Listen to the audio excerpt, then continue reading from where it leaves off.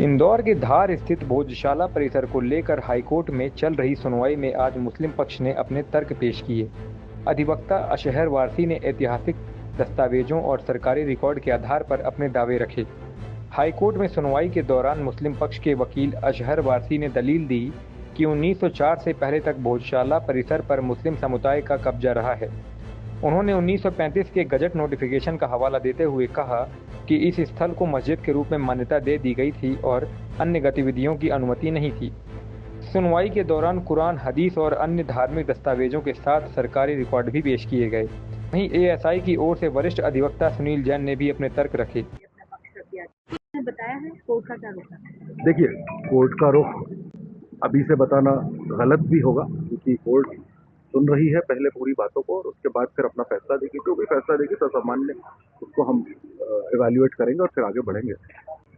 जहाँ तक हमारी बातों का सवाल है, जो हमारे फैक्ट्स हैं या हमारी जो चीज़ें हैं हमने जो रखी हैं, हमने ये बहुत क्लियरली इसको बताया है कानूनी आधारों पे, जिसमें डॉक्यूमेंट्स, लीगल डॉक्यूमेंट्स और एक्ट्स हमने कोर्ट के सामने पेश किए हैं कि 1904 से पहले 700 साल तक ये कंटिन्यूस और अनबार्ड पोजीशन रहा है मुस्लिम कम्युनिटी का, जहाँ पे उस जगह पे जो विवादित स्थल जिसको बताया गया है वो एक मस्जिद है और उसमें नमाज कंटिन्यूसली हुई है। दूसरा, हमने कोर्ट से ये भी बताया है इसमें कि जब 1904 का जो एक्ट आया था, आर्कियोलॉजिकल एक्ट, उस एक्ट के आने के बाद से 1913 में वक्फ एक्ट आया और उसके बाद 1935 में धार स्टेट का गजट आया, जिस गजट के आधार पर इस जगह को मस्जिद घोषित किया गया था उस वक्त की सरकार के द्वारा। और चूंकि वो गजट है और उसी के बाद उस गजट पर आधारित करके 1952 में आर्कियोलॉजिकल सर्वे ऑफ इंडिया के जो डायरेक्टर थे, उन्होंने ये स्ट्रिक्टली क्लियर किया गया था कि क्योंकि ये मस्जिद है और यहाँ पे किसी और चीज़ की परमिशन नहीं दी जा सकती, इसलिए इसको मस्जिद ही रहने दिया जाएगा। तो हमने ये सारे दस्तावेज पेश करके ये मांग करी कोर्ट से कि चूंकि जो पिटिशनर हैं, जो हिंदू फ्रंट फॉर जस्टिस की तरफ से जो याचिका लगी है, उस याचिका में पूरी पिटिशन पीआईएल के तरह लेकर और उसको एक सिविल सूट की तरह पेश किया गया है, जो कि 226 का जो परव्यू है वो हाईकोर्ट के सामने नहीं किया जा सकता, इसलिए उसको सिविल कोर्ट में भेजा जाए।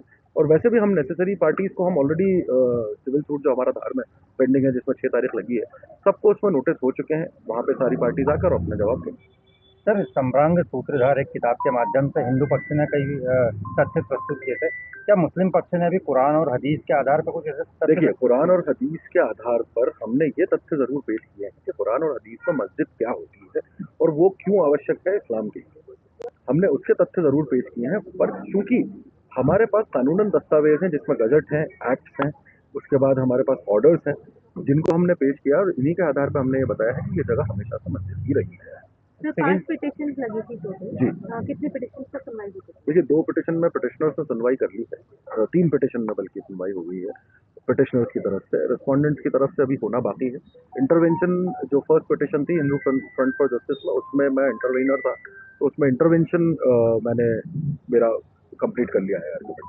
कल से क्या रहेगा सर? कल कंटिन्यूस हियरिंग चलेगी। जो भी अभी एएसआई ने शुरू किया था अपना आर्गुमेंट, तो एएसआई के बाद अब जो भी आर्गुमेंट साहब जिसको भी कल मुस्लिम पक्ष अपना पक्ष रखने का, हाँ, पॉसिबली कल सलमान खुर्शीद साहब का है। सलमान खुर्शीद साहब ने समय भी लिया था मंगलवार का, तो उम्मीद है कि कल सलमान साहब अपनी बहस कंटिन्यू करेंगे। आपका पूरा परिचय? मैं एडवोकेट अशहर वारसी। किसकी तरफ? मैं इंटरवीनर्स हैं अयाज कुरैशी, जिब्रान अंसारी, फिरोज और जिशान, इनकी तरफ से हमने इंटरवेंशन फाइल करी। बता दें कि अब इस मामले में अगली सुनवाई मंगलवार को होगी, जहां वरिष्ठ वकील सलमान खुर्शीद मुस्लिम पक्ष की ओर से अपने तर्क पेश करेंगे।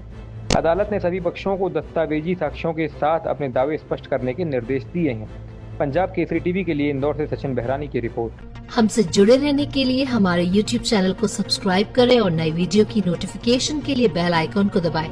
अगर आप ये वीडियो Facebook पर देख रहे हैं तो लाइक जरूर करें और ज्यादा से ज्यादा शेयर करें। धन्यवाद।